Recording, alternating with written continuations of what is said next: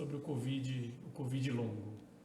Por definição, o COVID longo é uma doença que vem acometendo muitas pessoas. São pelo menos 4 semanas de sintomas de COVID que persistem após o diagnóstico e sem outra causa explicada. Mas existem muitas outras definições e é o que a gente tem observado nesses 2 anos de doença. Então eu vou pedir primeiro para o Dr. Carlos Carvalho contar para a gente o que ele enxerga como Covid longo e esse Covid que não acaba. Bom, o Covid foi um tsunami aí que aconteceu, está acontecendo ainda, né? Porque infelizmente ele não está controlado, né? E que nós fomos percebendo múltiplas formas de afecção desse vírus, diferentes formas de acometimento desse vírus nos diferentes órgãos do nosso corpo, né? Diferente de outros vírus respiratórios que ficam mais nas vias aéreas superiores, esse tem a propriedade, por uma certa condições de fazer determinadas ligações na superfície celular, ele tem a capacidade de atingir vias aéreas mais profundas e a partir daí cair na corrente sanguínea. Então você tem a fase de viremia e o vírus pode parar em qualquer lugar. Então você tem diferentes formas de acometimento na fase aguda e essa fase aguda se percebeu que, apesar de que na enorme maioria das vezes, talvez aí 80, 85, 90% das vezes não causa grandes desconfortos e aí 10 e provavelmente em 5% ele acomete de uma maneira mais grave, necessitando de cuidados especiais de internação, de suplementação de oxigênio e se passou a reconhecer outras formas de acometimento. Alguns desses pacientes mais graves, eles começaram a precisar ficar internados 1, 2 meses, até 3 meses. E aí se percebeu que mesmo naqueles que tinham tido um Covid mais leve, em menor frequência, mas aqueles que tiveram Covid um pouquinho mais, de uma forma um pouquinho mais intensa, algumas semanas ou meses depois, eles continuavam persistindo com alguns sintomas. E, atualmente, a gente, dentro das múltiplas classificações, a gente comenta que a síndrome pós-Covid aguda até 12 semanas, até 3 meses, e depois do 3º mês, a gente começa a chamar de uma síndrome pós-Covid ou do Covid longo, né? Então, o que nós temos observado é que a frequência de sintomas, de queixas, é muito maior do que se esperava, e queixas múltiplas, né? De praticamente a predominância das queixas desses pacientes é fadiga, fraqueza, falta de ar, cansaço, para esse lado, e queixas do ponto de vista de um quadro mais de ansiedade, depressão, de não conseguir focar, não conseguir se concentrar. Então, tem uma ampla gama de questionamentos, aí, de reclamações que esses pacientes persistem. Legal. Félix, dentro dos sintomas subagudos ou tardios do coronavírus, quais que vocês têm observado mais nos pacientes cardiológicos? Bom, Marcelo, primeiro, obrigado pelo convite, agradeço muito. O que a gente observa, na verdade, nós sofremos muito, né? De 2019 e 2020, apanhando para aprender quais eram os mecanismos exatos de agressão do coronavírus nessa doença que levou tanta gente. E os mecanismos de agressão eram muito variados e diferentes de todas as outras infecções virais que a gente tinha vivido. Acho que por isso que a gente apanhou tanto. E apanha até hoje em alguns momentos para entender algumas coisas. Do ponto de vista cardiovascular, a gente sabe o quanto a COVID acomete o sistema cardiovascular, de maneira mais grave ou de maneira mais tênue. Mas o sistema cardiovascular, por todos esses mecanismos que o professor Carlos acabou de comentar, acaba sendo afetado. E a gente sabe também que no nosso COVID longo, esse sistema cardiovascular se mantém alterado. E a gente ainda tem dúvida de quais são os mecanismos. E por isso que a literatura tem publicado tanta coisa na tentativa de identificar quais os mecanismos que estão envolvidos para 6 meses, 8 meses, até 12 meses depois a gente ter algumas manifestações cardiovasculares. E essas manifestações cardiovasculares mais leves, tirando a fadiga, que deve ter múltiplos mecanismos, é multifatorial essa fadiga, alterações musculares, talvez pulmonares ainda, sem dizer a parte psicológica que esses pacientes sofrem, mas a gente tem muita desautonomia, a gente observa que esses pacientes, ao longo do tempo, mantêm uma certa arritmia, pacientes que eram absolutamente sadios do ponto de vista cardiovascular, que começam a desenvolver arritmias cardíacas na fase já tardia, ou não desenvolver, mas manter aquilo que ele teve na fase aguda, manter por um tempo maior. Então, essas são as manifestações mais frequentes. Muitas vezes o paciente procura o cardiologista muito mais pela fadiga, que é isso que a gente comentou, isso é multifatorial, né? Não é um fator único. E aí você identifica que ele tem outras coisas em relação ao acometimento, como as arritmias, a desautonomia, a sensação de tontura. Vou fazer uma pergunta agora que vai para os dois. Todos esses sintomas, como você bem disse, professor, são inespecíficos, muitos relacionados à depressão, ansiedade. A gente tem observado que as pessoas, claro, no começo da pandemia se fecharam, todas se protegeram muito, todos com muito medo de pegar a doença, de morrer, de transmitir para seus entes queridos. E em determinado momento pegam a doença, uns têm manifestação grave e viveram experiências de terapia intensiva, e paciente grave, intubação, mas outros tiveram doenças leves e ainda assim evoluem com sintomas inespecíficos pós-Covid. Quanto disso a gente acredita, ou a gente pode dizer, se é que a gente tem a resposta, é efeito da saúde mental? Quer dizer, quanto disso é efeito de depressão, ansiedade, desses sintomas inespecíficos, a própria desautonomia, as próprias arritmias, a fadiga, e quanto disso pode ser efeito direto do vírus? O que vocês acham? Bom, essa é uma pergunta bastante interessante e sem dúvida é importante, porque cada vez mais se encontra sinais ou fragmentos ou o próprio vírus em diferentes órgãos, né? Hoje, recentemente, começou a ser descrita aí uma hepatite por adenovírus, quer dizer, se suspeita que o adenovírus possa ser implicado, mas tem outros grupos achando que, no fundo, essa hepatite talvez ela seja uma co-infecção onde o coronavírus pode também estar exercendo o seu papel.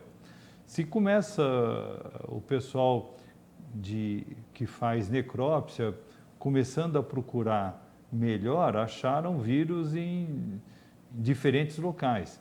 Tem estudos mostrando que o vírus é encontrado no testículo e está associado à infertilidade masculina. Agora estão pesquisando a infertilidade feminina. No cérebro se acha sinais do vírus. Então,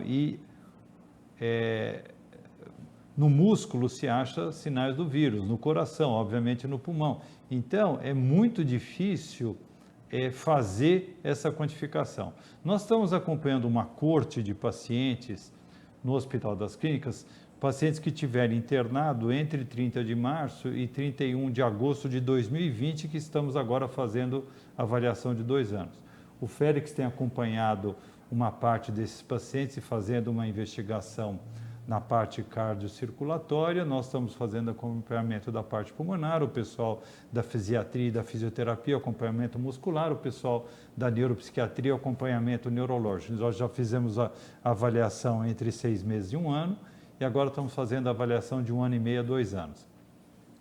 Essas queixas que eu falei, fadiga, fraqueza, falta de ar, cansaço, foram as mais frequentes espontaneamente referidas pelo paciente. Mas quando você aplica um questionário perguntando se ele responde se tem sim ou não, você vê uma frequência muito maior de sintomas desses pacientes.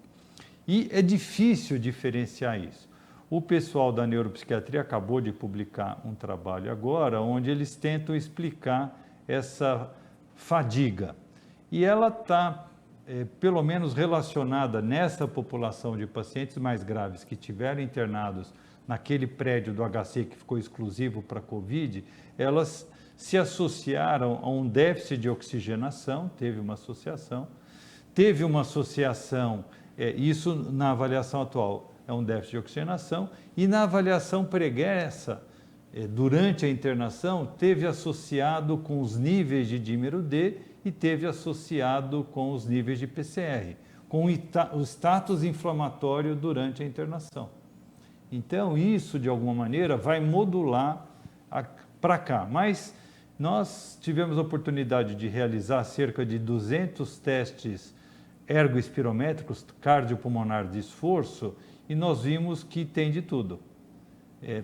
Nesses pacientes, até um ano após ter alta do hospital, mesmo aqueles que não tinham grandes sintomas, tinham poucos sintomas, quando você faz um teste ergoespirométrico, em alguns você vê um problema aparentemente muscular cardíaco ou muscular periférico, em outros você vê primariamente fazendo com que ele não consiga executar a atividade física adequada, um problema primariamente pulmonar, e alguns alterações mistas. A resposta não vai ser simples, na minha interpretação, porque o vírus ele tem uma distribuição mais ou menos espalhado pelo nosso organismo. O sintoma ele manifesta muitas vezes lesões de mais de um órgão. Félix. Eu acho que é muito difícil, né, Marcelo? Acho que você tem alguns pontos para a gente identificar o quanto essas manifestações clínicas diversas pela distribuição de acometimento de diversos órgãos.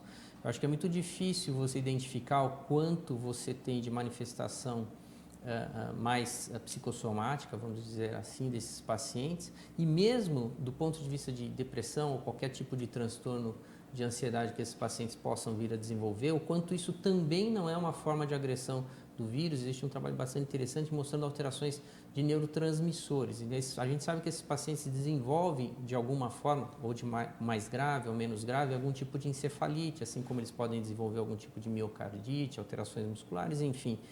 Isso pode levar a alterações de alguns neurotransmissores e isso ser o suficiente para trazer quadros de transtornos de ansiedade. Então, também, mesmo esses transtornos de ansiedade que a gente pode ter no COVID mais longo, pode ser uma alteração orgânica ou deve ser uma alteração orgânica causada pelo vírus ali na sua fase aguda ou subaguda. É claro que isso é o que a gente busca, né? Essa avaliação que o professor Carlos falou, que está se fazendo de 6 meses, 1 ano, 2 anos, o que se tenta é justamente encontrar um biomarcador que a gente possa definir o quanto essa fadiga ou qualquer outra manifestação que esse paciente venha a ter na fase distante da fase aguda, mais de 6 meses, 1 ano, definir algum biomarcador que defina, olha, não, isso daqui de fato foi um acometimento de tal órgão e isso está acontecendo por causa disso. E é justamente isso que acho que a literatura inteira busca, né? Biomarcadores de imagem, biomarcadores plasmáticos, na tentativa de identificar algum marcador que me ajude a fazer essa diferenciação. Quer dizer, isso aqui é lesão do Covid ainda ou isso é simplesmente um transtorno de ansiedade sem relação com o Covid? Legal. Queria aproveitar para aqueles que estão assistindo ao vivo, se quiserem mandar qualquer pergunta para o professor Carlos, para o Dr. Félix, pode mandar pelo chat, a gente faz a pergunta. Enquanto isso, mais uma pergunta. Bom, isso posto, qual é o check-up básico, o que a gente deve fazer com o paciente que procura o pneumologista e depois o cardiologista no consultório, quando ele não tem queixas, quer dizer, ele teve um Covid leve, ficou em casa e não tem queixas, e 2, quando ele, enfim, tem queixas específicas de manifestações tardias como fadiga, cansaço, fraqueza muscular, falta de ar e por aí vai, que é o que a gente tem visto no consultório. Bom, especificamente, a nossa primeira pergunta, lá em março de 2020, nós montamos uma linha de cuidados para o paciente que fosse internado por coronavírus. ele tinha uma linha de cuidados do momento que ele chega numa unidade de saúde, era caracterizado a gravidade, de acordo com essa gravidade, ele era referenciado para o sistema CROSS, de acordo com a gravidade ele ia para uma enfermaria ou ele ia para a UTI. Aí tinha um protocolo para ele na UTI, um protocolo para ele na enfermaria, da enfermaria para a UTI ele podia ir e voltar, depois ele vai para a enfermaria e para casa. E a gente tinha o protocolo de segmento do paciente. Então a gente montou essa linha de cuidados lá atrás e a gente vem seguindo essa linha de cuidados até agora na fase pós-internação, pós-Covid. Bom, o que nós fizemos nessa avaliação e com esses dados nós publicamos agora no mês, vai sair, já foi aprovado, mas deve sair agora no mês de maio no British Medical Journal Open, nós publicamos com uma análise dessa coorte de pacientes que acompanhamos, eu vou falar da parte respiratória e vou deixar então a parte cardiovascular. Nós publicamos que se eu só olhar a oximetria desse paciente 6 a 1 ano depois, em repouso e faço um esforço com ele, que é um teste de senta, levanta por 1 minuto e eu vejo eu monitoro se tem uma queda de 4 pontos percentuais na saturação. Se ele tiver isso, eu tenho oximetria alterada. Eu faço um raio-x de tórax e existe por inteligência artificial, o pessoal da radiologia do HC, você passa a radiografia, ele te diz se é normal, se tem alterações. E se tem alterações, ela divide se a alteração é compatível com Covid ou se é uma alteração, um nódulo calcificado, uma cardiomegalia, um derrame pleural que não tem nada a ver com Covid. Então, ela caracteriza a radiografia. Uma terceira coisa é uma escala de dispneia, uma escala do Medical Research Council, que eu tenho os níveis de dispneia, se é dispneia em repouso, se ele consegue fazer toda a atividade, só tem dispneia se ele fizer um exercício extremo. Então, eu tenho toda uma graduação de 0 até 4. E eu faço uma espirometria, um teste de capacidade vital. Eu peço para ele encher o peito e soprar quanto de ar cabe no pulmão. Então, nós vimos que nenhuma dessas alterações, isoladamente, se correlacionou com a presença de lesão na tomografia computadorizada 6 meses a 1 ano depois. Então, eu usei como gold standard presença de lesão na tomografia, lesão compatível com Covid. E aí nós vimos 2 tipos de lesão. Lesão mais leve, que seria aquele vidro fosco e algum reticulado, e lesão mais crônica, que seria distorção arquitetural e bronquiolectasia de tração. Então, desses pacientes que tinham alguma alteração, alguma dessas 4, e iria para a tomografia, metade deles tinham lesão importante. Agora, nós montamos uma equação de regressão que explicou a presença de lesão tipo cicatricial, tipo fibrótica lá na frente, mas com peso em cada uma dessas coisas. Ele tem um peso para a oximetria que é menor, tem um peso para a radiografia que é maior, quem tem alteração na radiografia tem mais alteração na tomo, e um peso para a capacidade vital que é maior do que o peso para a escala de dispneia. Então, mas a somatória dos 4 é que marca melhor, com uma sensibilidade de 85% e uma área sobre a curva de 0,80. Então, para caracterizar o que eu faço hoje no meu paciente, eu faço uma entrevista com uma escala de dispneia, faço oximetria, repouso e esforço, e aí eu faço um raio-x. Se essas coisas estiverem todas normais e o paciente tiver praticamente já assintomático, eu não continuo, senão ele faz um teste de função pulmonar e, dependendo do teste de função pulmonar, ele faz a tomografia ou não. Não faço mais tomografia em todo mundo e não faço uma prova completa com medida de difusão em todo mundo. Mas se tiver alterado, eu continuo. Muito bom. Vejam que, então, para a maioria são medidas simples e de baixo custo, 2 delas feitas no consultório e uma delas é uma radiografia de tórax simples, que também é uma medida de baixo custo. Félix, só para apimentar mais a questão, tem essa questão também da atividade física, avaliação cardíaca pré-participação, mesmo que seja atividade física não grave, publicação da Alemanha dizendo que os pacientes têm miocardite na ressonância. Como é que é a avaliação cardiológica do paciente que teve COVID não grave, vamos dizer assim, e também depois do grave, tem que fazer ressonância, tem que fazer ergométrico, tem que fazer Holter, tem que fazer eco, tem que fazer tudo. Como é que é? Eu acho que a gente não tem um protocolo absoluto para isso, né, Marcelo? Mas o que a gente sabe, assim, né, pensando no Covid longo, né, até mais de 6 meses, não só mais de 3 meses, vai depender um pouco, você pode estratificar esses pacientes. Aquele paciente que vem para o seu consultório totalmente assintomático, não tem mais sintoma nenhum, não evolui com sintoma nenhum, é totalmente assintomático e quer fazer uma atividade esportiva não competitiva, uma atividade esportiva não profissional. Esses pacientes eu fico muito satisfeito, muito tranquilo com essa história de estar assintomático e não ter nenhuma queixa.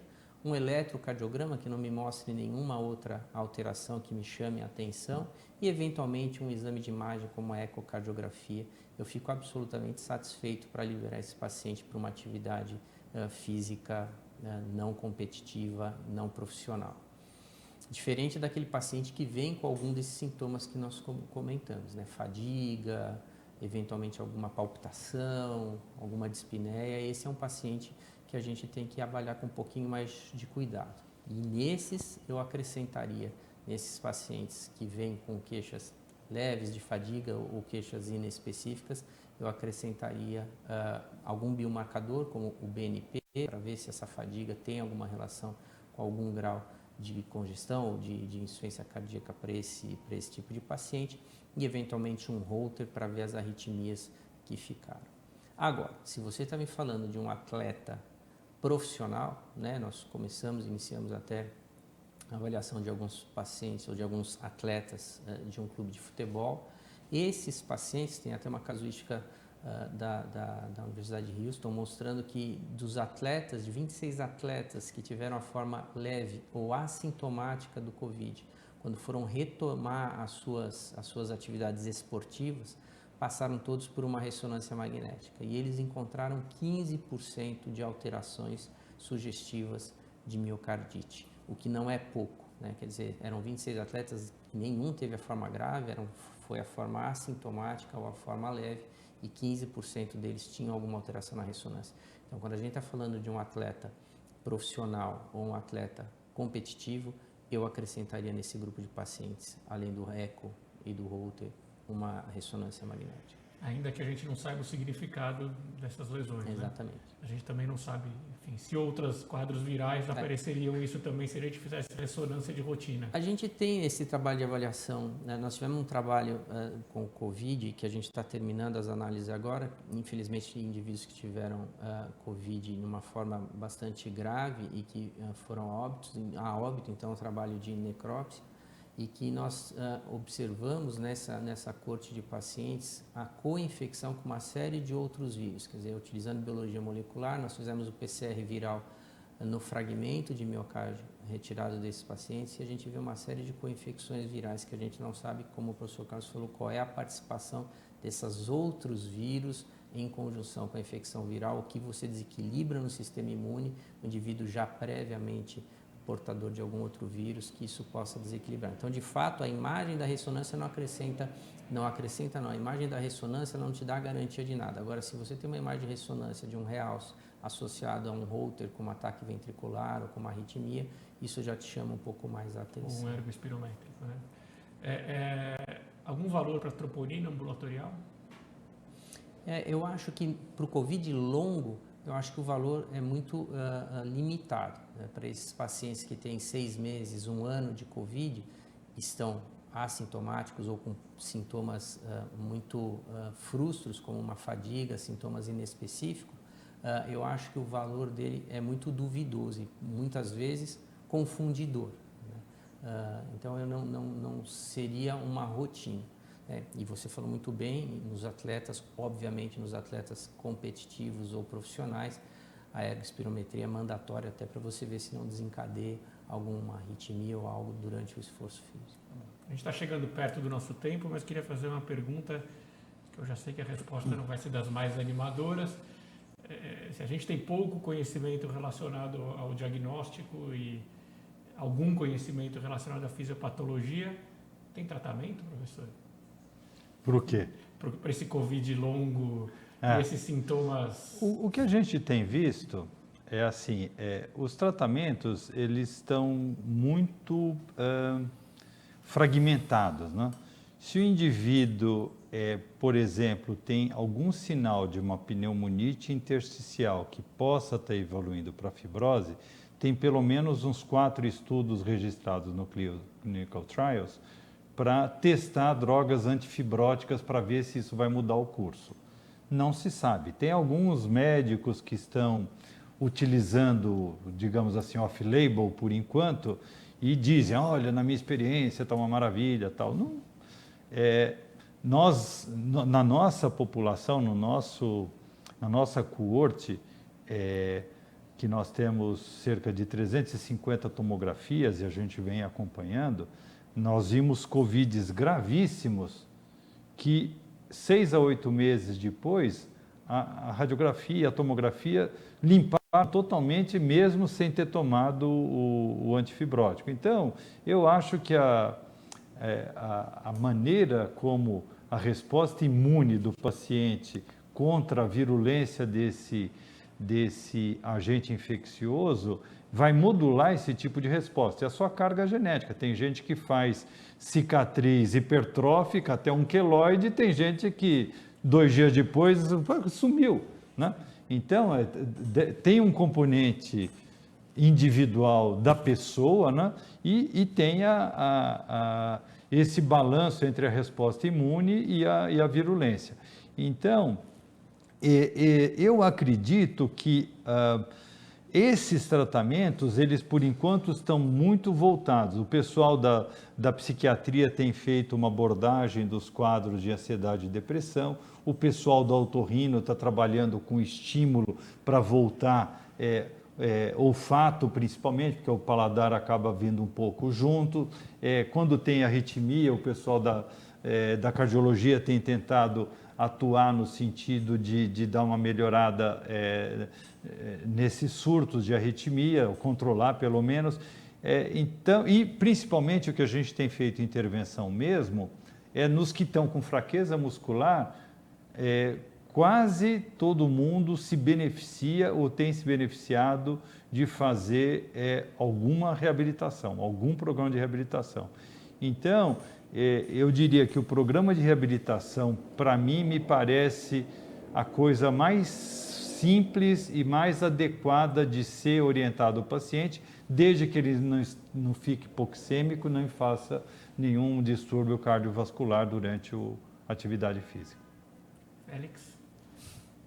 Você tratar aquilo que você não sabe, né, fica mais complicado, né? É claro, né, se você detectar uma disfunção miocárdica, porque o indivíduo evoluiu com uma miocardite na fase aguda e permaneceu com uma disfunção miocárdica, você vai tratar essa disfunção como a gente trata normalmente. Se você achou uma arritmia, algum surto de arritmia muito grave, você vai tratar essas arritmias. O duro é aquele que chega com fadiga e você não acha nada, né? Tudo normal, a toma é normal, o raio-x é normal, o eco é normal, o eletro é normal e ele tem fadiga. Então esse é o mais complicado e é o que mais aparece, na verdade, né? É esse paciente com essas poliqueixas e você procura um fator que possa justificar essa poliqueixa e acaba não encontrando. E aí é isso que o professor falou, esses pacientes têm se beneficiado bastante com a reabilitação, até para aquele grupo de pacientes que a gente acha que tem um efeito muito mais psicológico do que o efeito da doença. Então, para eles voltarem à reabilitação, ou começarem uma reabilitação,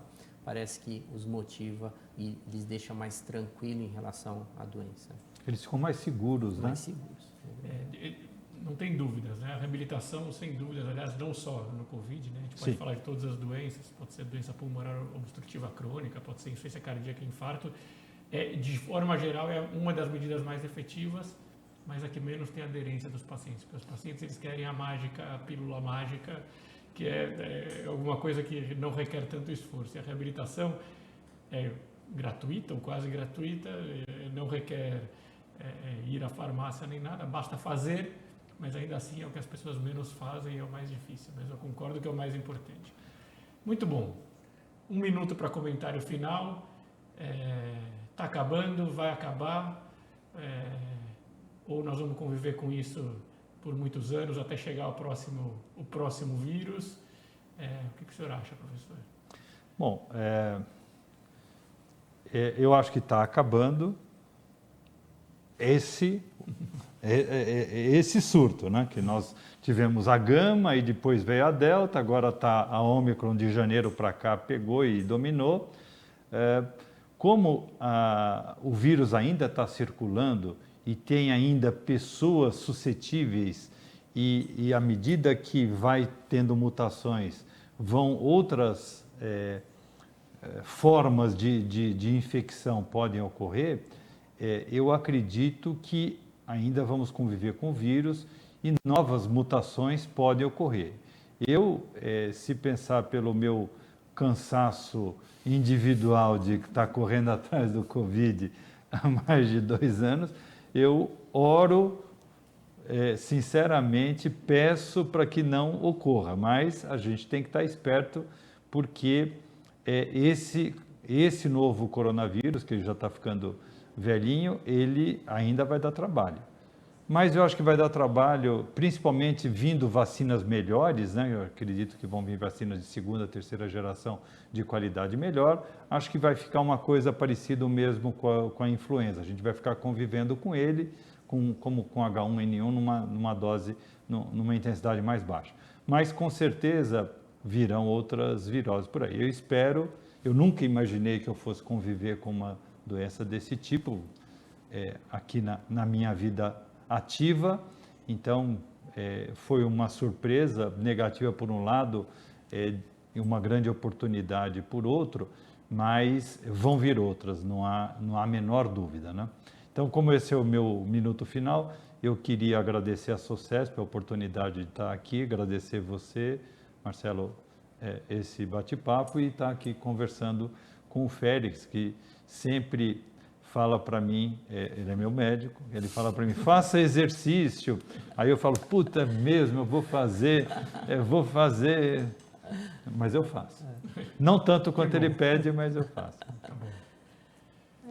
Marcelo, eu acho, isso que o professor falou é verdade, né? Eu acho que foi 100% negativo, mas nós aprendemos muito nesses 2 anos. Aprendemos tudo, né? Na medicina, de como fazer uma pesquisa ágil, aprendemos como ser humano, enfim, eu acho que o aprendizado nesses 2 anos, essa doença ofertou à humanidade várias coisas, né? Para que a gente pudesse aprender. E nós aprendemos a ganhar tempo, nós ganhamos tempo para aprender a tratar melhor, né, os mais graves, os menos graves, nós conseguimos ganhar um tempo para tratar melhor esses pacientes, e é isso que o professor disse, estamos ganhando tempo para conseguir vacinas melhores, para que a gente possa ter uma prevenção mais eficaz, porque o vírus ele vai estar aí, surtos ou não surtos, ele vai nos acompanhar daqui para frente até chegar ao próximo mais grave, como foi o caso da influenza.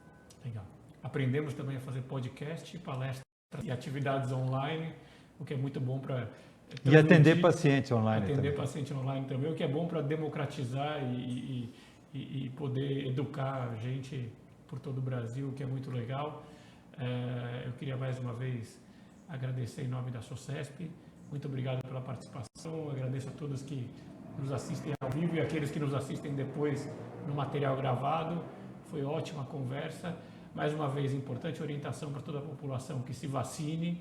Não acabou e se a gente não se vacinar, ele vai continuar circulando de forma maior se todos estiverem vacinados, com reforços, conforme orientado pelas autoridades de saúde.